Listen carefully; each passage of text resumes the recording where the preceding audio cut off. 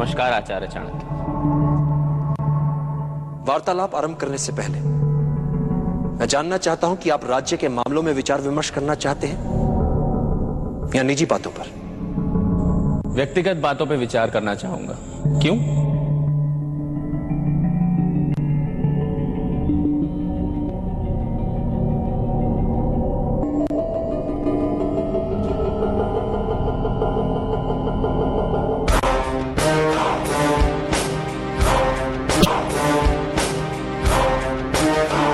राज्य से मिले तेल का प्रयोग मैं राज्य संबंधी विचार विमर्श के लिए करना चाहता हूं, निजी या व्यक्तिगत विचार विमर्श के लिए नहीं।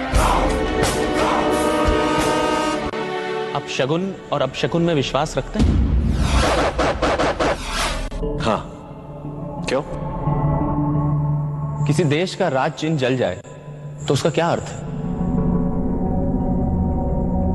राज चिन्ह जलने का अर्थ उस देश के लिए पूर्व चेतावनी जिस देश का यह राज चिन्ह है।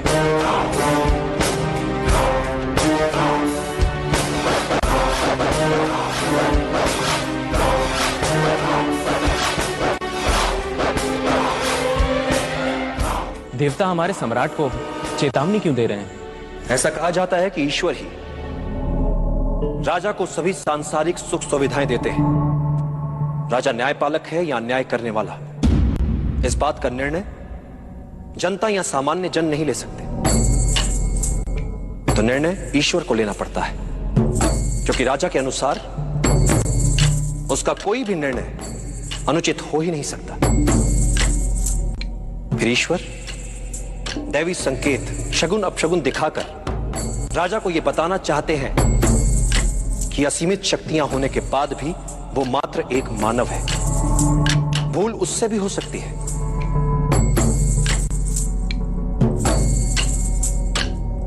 और जो भी राजा स्वयं को ईश्वर मानने लगता है वो मूर्ख होता है। अपशकुन से देवता राजा को संकेत देते हैं कि वो उससे अप्रसन्न हो रहे हैं।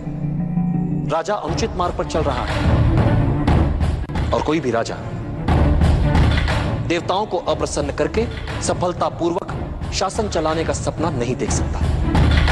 तो आपके विचार में चाणक्य, देवता जिस राजा को अपशकुन पे अपशकुन भेजें, उस राजा को क्या करना चाहिए? इस धरती के देवताओं को प्रसन्न करने का कोई उपाय है?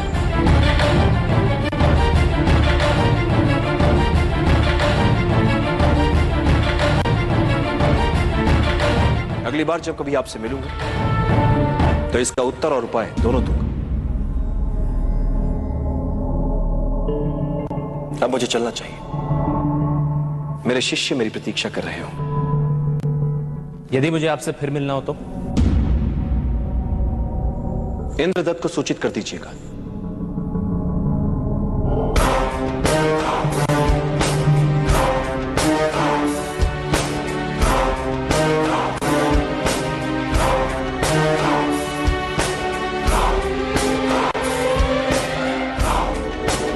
भारत की धरती पवित्र है।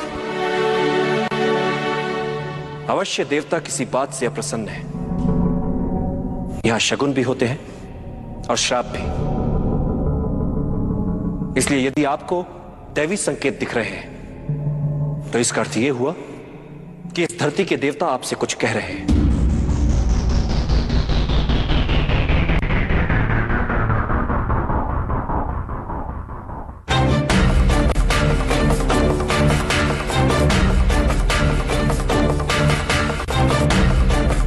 मुझे भय है कि यदि उपाय ना किया गया